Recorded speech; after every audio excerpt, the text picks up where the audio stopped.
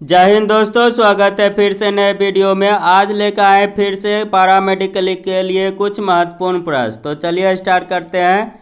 पहला प्रश्न में दिया हुआ है, दुग्ध उत्पादन में भारत का विश्व में कौन सा स्थान है? तो इसका राइट आंसर है ऑप्शन नंबर ए, प्रथम। नेक्स्ट प्रश्न में देखेंगे। प्रश्न में दिया हुआ है, प्रश्न में है श्वेत क्रांति किससे संबंधित है? तो इसका राइट आंसर है ऑप्शन नंबर सी, दुग्ध उत्पादन से। किससे है? दुग्ध उत्पादन से। नेक्स्ट प्रश्न में देखेंगे। प्रश्न में दिया हुआ है, भारत में श्वेत क्रांति के जनक के रूप में कौन लोकप्रिय है? भारत में श्वेत क्रांति के जनक के रूप में कौन लोकप्रिय है? तो इसका राइट आंसर है option number C, doctor Verghese Kurien.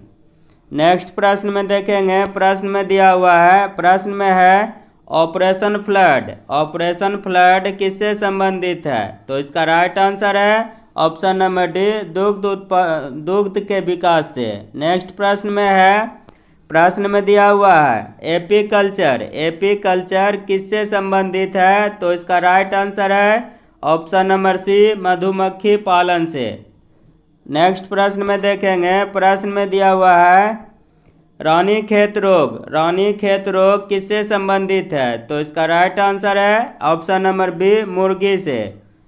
Next प्रश्न में है धातु के बर्तन में खाना बनाया जाता है क्योंकि यह ऊष्मा का होता है? तो इसका राइट आंसर है ऑप्शन नंबर सी, सुचालक। क्या होता है? सुचालक।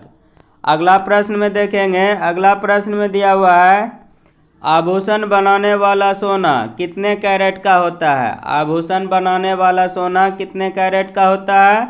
तो इसका राइट आंसर है ऑप्शन नंबर ए, 22 कैरेट का। और शुद्ध सोना कितने कैरेट का होता है? 24 कैरेट का। अब अगला प्रश्न में देखेंगे। प्रश्न में दिया हुआ है, आशाई पद्धति में लेंस की शक्ति की इकाई क्या है? तो इसका राइट आंसर है ऑप्शन नंबर डी, डायोप्टर। क्या है? डायोप्टर। अब अगला प्रश्न में देखेंगे। प्रश्न में दिया हुआ है, ज्योति तीव्रता का मात्रक क्या होता है? तो इसका राइट आंसर है option number B, candela. Next प्रश्न में देखेंगे। प्रश्न में दिया हुआ है, पानी के अंदर ध्वनि सुनने का यंत्र क्या कहलाता है? पानी के अंदर ध्वनि सुनने का यंत्र क्या कहलाता है?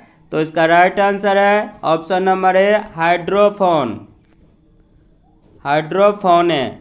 नेक्स्ट प्रश्न में देखेंगे। प्रश्न में दिया हुआ है, जीवाश्म की आयु का निर्धारण किसके द्वारा होता है? जीवाश्म की आयु का निर्धारण किसके द्वारा होता है? तो इसका राइट आंसर है option number B, radio carbon dating से। अब अगला प्रश्न में है। प्रश्न में दिया हुआ है, भूकंपों का अध्ययन क्या कहलाता है? भूकंपों का अध्ययन क्या कहलाता है? तो इसका राइट आंसर है option number C, seismology. Next प्रश्न में देखेंगे। प्रश्न में दिया हुआ है, प्रश्न में है, भारतीय स्टेट बैंक की स्थापना किस वर्ष हुई? भारतीय स्टेट बैंक की स्थापना किस वर्ष हुई? तो इसका राइट आंसर है ऑप्शन नंबर बी, 1 जुलाई 1955 को। नेक्स्ट प्रश्न में देखेंगे। प्रश्न में दिया हुआ है, प्रश्न में है, किस धातु को चाकू से आसानी से काटा जा सकता है? किस धातु को चाकू से आसानी से काटा जा सकता है? तो इसका राइट आंसर है ऑप्शन नंबर डी, सोडियम को। किसको? सोडियम को। अब अगला प्रश्न में देखेंगे। प्रश्न में दिया हुआ है, प्रश्न में है, विद्युत का सर्वोत्तम चालक है। तो इसका राइट आंसर है ऑप्शन नंबर डी, सिल्वर। क्या है? सिल्वर, यानी कि चांदी। क्या है? चांदी।